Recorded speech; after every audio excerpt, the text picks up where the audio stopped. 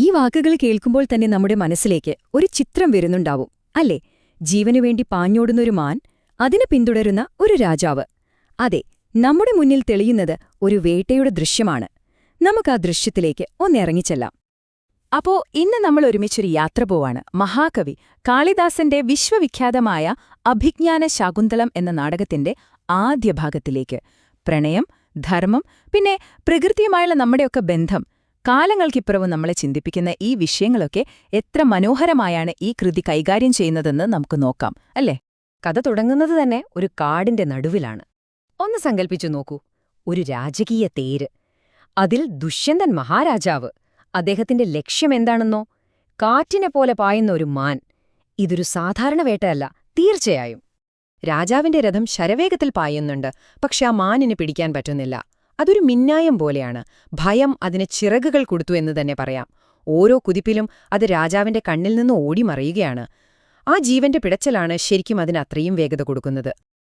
അങ്ങനെ രാജാവ് അമ്പെയ്യാൻ തയ്യാറെടുക്കുന്ന ആ ഒരു നിർണായക നിമിഷം പെട്ടെന്ന് 2 സന്യാസിമാർ അദ്ദേഹത്തിന് വഴിതടയുന്നു. അവര് പറയുന്നത് ഇതാണ്: നിങ്ങളുടെ അസ്ത്രം ആവനാഴിയിലേക്ക് തിരികെ വയ്ക്കുക. ഇതൊരു വെറും അപേക്ഷയല്ല കേട്ടോ, ഇത് ഒരു രാജാവിന്റെ ഏറ്റവും വലിയ ധർമ്മത്തെക്കുറിച്ചുള്ള ഓർമ്മപ്പെടുത്തലാണ്. ആയുധം കയ്യിലുണ്ടായിട്ടും അത് ഉപയോഗിക്കാതിരിക്കാനുള്ള ആ വിവേകമുണ്ടല്ലോ, അതാണ് ഇവിടെ പരീക്ഷിക്കപ്പെടുന്നത്. ഈ ഒരു നിമിഷത്തിലാണ് ശരിക്കും പറഞ്ഞാൽ ദുഷ്യന്തൻ എന്ന രാജാവിന്റെ യഥാർത്ഥ സ്വഭാവം നമുക്ക് മുന്നിൽ തെളിയുന്നത്. ഒന്നാലോചിച്ചു നോക്കൂ, എന്താണ് ഒരു ഭരണാധികാരിയുടെ യഥാർത്ഥ ശക്തി? ദുഷ്ടരെ ശിക്ഷിക്കാനുള്ള അധികാരമാണോ, അതോ നിസ്സഹായരെ സംരക്ഷിക്കാനുള്ള ആ കാരുണ്യമാണോ? ഇവിടെയാണ് ധർമ്മം എന്ന ആശയം കഥയുടെ ഏറ്റവും പ്രധാനപ്പെട്ട ഭാഗമാകുന്നത്. എന്താണ് ധർമ്മം? സിമ്പിളായി പറഞ്ഞാൽ ശരിയായ വഴി, നമ്മുടെയൊക്കെ കടമ.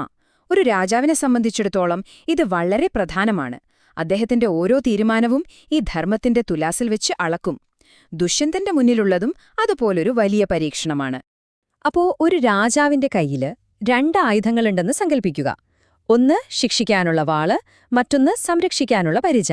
ദുഷ്ടരെ ശിക്ഷിക്കുക എന്നത് തീർച്ചയായും അദ്ദേഹത്തിന്റെ കടമയാണ്. പക്ഷേ ഒരു ആശ്രമം പോലുള്ള പുണ്യസ്ഥലത്തെത്തുമ്പോൾ കഥ മാറും. അവിടെ നിസ്സഹായരെ സംരക്ഷിക്കുക എന്ന ധർമ്മത്തിനാണ് ഏറ്റവും പ്രാധാന്യം. അവിടെ ആ പരിച വാളിനേക്കാൾ ശക്തമാകും. ദുഷ്യന്തന്റെ മഹത്വം നമ്മൾ കാണുന്നത് ഇവിടെയാണ്. ഒരു മറുചോദ്യം പോലുമില്ല.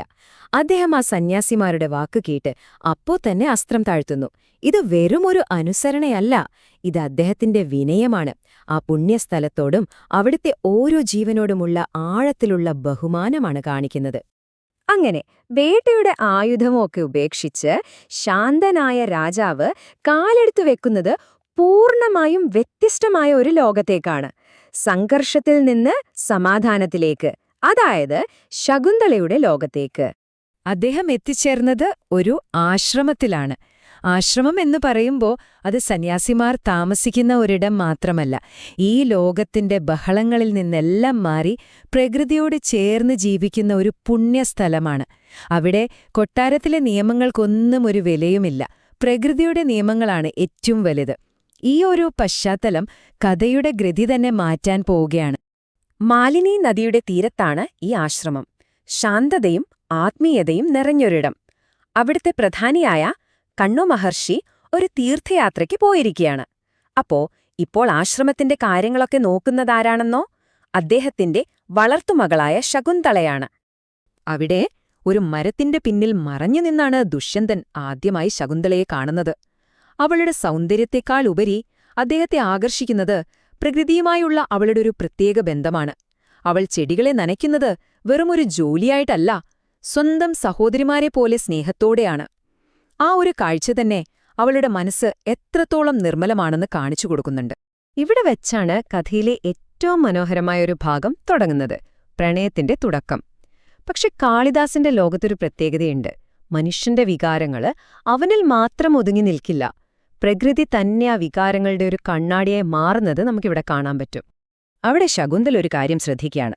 അത് വളരെ പ്രധാനപ്പെട്ടൊരു നിരീക്ഷണമാണ് കേട്ടോ. വസന്തകാലത്ത് പൂക്കേണ്ട ഒരു മുല്ലവള്ളി ഇപ്പോൾ സമയം തെറ്റി പൂത്തു നിൽക്കുന്നു. ഇതൊരു സാധാരണ കാഴ്ചയല്ലെന്ന് അവൾക്ക് മനസ്സിലാകുന്നു. ഒന്ന് ചിന്തിച്ചു നോക്കൂ, എന്തിനായിരിക്കും ഒരു ചെടി ഇങ്ങനെ കാലം തെറ്റി പൂക്കുന്നത്? പ്രകൃതിയിലെ ഈ ചെറിയൊരു മാറ്റത്തിന് എന്തെങ്കിലും വലിയ അർത്ഥം കാണുമോ?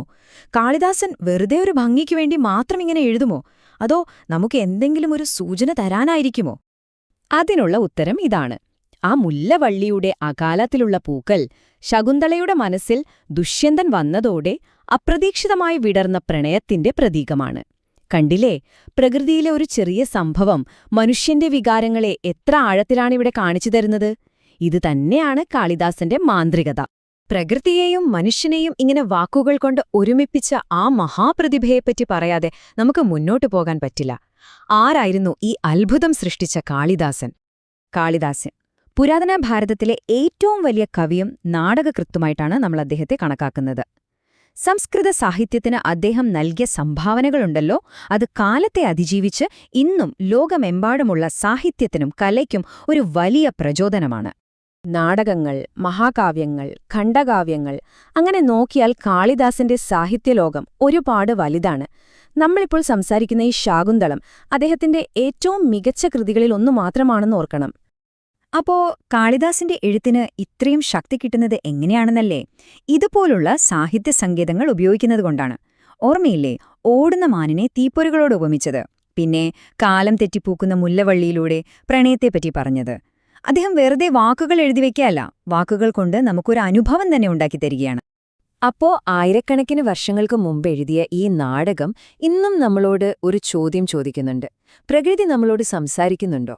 ഒരുപക്ഷെ അടുത്ത തവണ നിങ്ങൾ ഒരു മരം കാണുമ്പോ, അല്ലെങ്കിൽ ഒരു പൂവ് വിരിയുന്നത് കാണുമ്പോ കാളിദാസന്റെ ഈ ലോകം ഓർമ്മയിൽ വരും. ആ നിമിഷമൊന്ന് ശ്രദ്ധിച്ചു നോക്കൂ, പ്രകൃതി നിങ്ങളോട് എന്താണ് പറയാൻ ശ്രമിക്കുന്നത്.